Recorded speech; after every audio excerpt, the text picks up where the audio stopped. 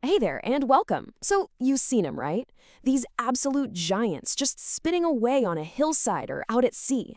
But have you ever really stopped to think about what's going on inside one of those things?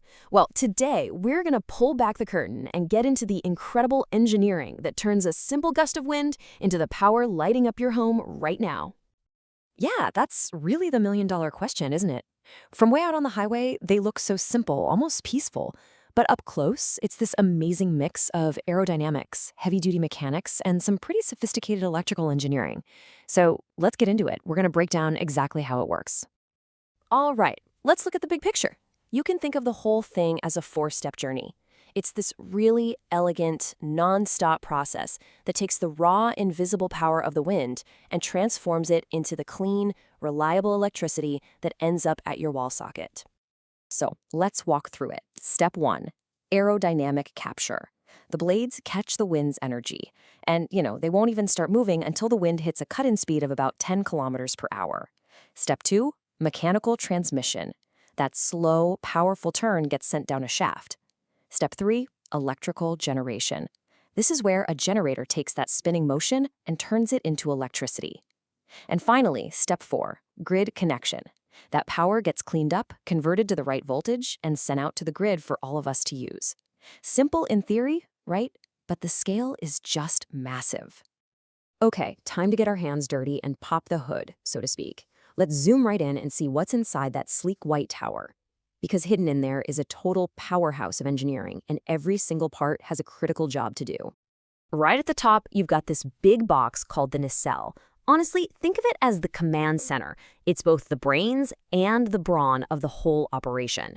It's the housing that holds all the good stuff, the generator, the gearbox, everything, all working together hundreds of feet up in the sky. And then, of course, you've got the most recognizable part, the rotor. Now, the rotor isn't just the blades, it's the whole assembly, the blades and the hub they connect to. Its one and only job is to be the first thing the wind touches, grabbing that kinetic energy and kicking off the entire chain reaction. Now, this is where it gets kind of counterintuitive. Check out this number. You'd think with blades that big, they'd be whipping around, right? Nope, they actually turn pretty slowly. We're talking just 15 to 30 RPM. That's a slow, super powerful, high torque rotation. But here's the problem. That is nowhere near fast enough to generate electricity. So what do you do? Well, the answer is a beast of a gearbox. It works just like the gears on your bike. You pedal at a nice, easy pace, but the back wheel spins like crazy. Same idea here. The gearbox takes that slow, powerful spin from the blades and amps it up into a super fast rotation for the generator. It's all about that mechanical multiplication. And just look at the result of that. We're talking about ramping up the speed to something like 1800 RPM. That is just insane. That's the kind of blistering speed you need to make the generator really hum and crank out serious amounts of power. I mean, going from maybe 30 RPM to 1800, that jump is just mind-blowing. Okay, but that's not the whole story. There are a few other key players we got to mention. You've got the generator itself, obviously. That's what makes the juice. The whole thing is supported by that massive tower. And to make sure it's always working at peak efficiency, you have a yaw system that turns the entire nacelle to face directly into the wind, and a pitch system that tweaks the angle of the blades themselves. It's all automated too, thanks to a little device called an anemometer that's constantly measuring wind speed. It's like a perfectly choreographed dance. All right, so now we've seen the guts of a typical turbine. Let's zoom back out a bit, because it turns out they're not all built the same.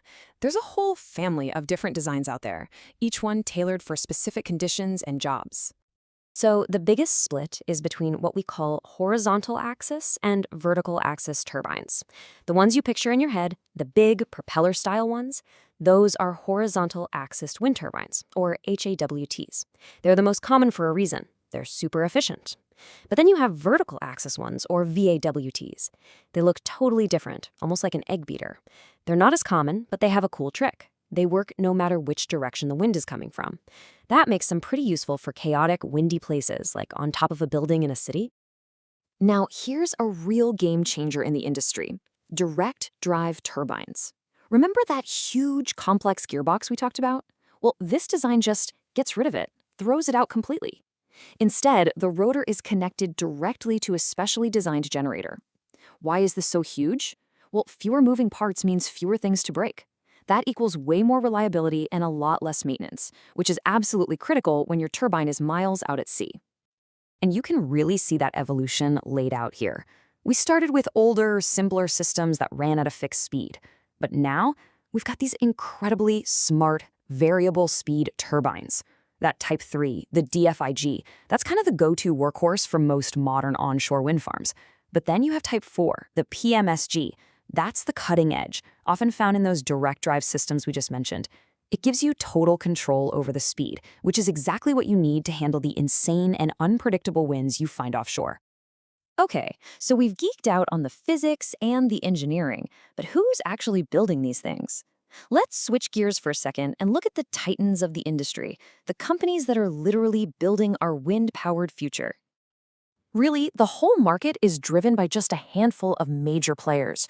You've got absolute giants like Vestas out of Denmark, Siemens Gamesa, which is a Spanish-German powerhouse, and of course GE Vernova from the States. Then you have other huge names from Germany and China like Enercon and Goldwind. These are the folks designing and building the next generation of these massive machines. And that really brings us to the big final question, doesn't it?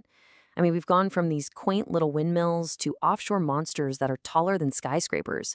As our materials get lighter and stronger and our engineering gets even smarter, you just have to ask yourself, is there a ceiling? What's the absolute limit to how big and powerful a single wind turbine can get? What does the future of wind power really look like?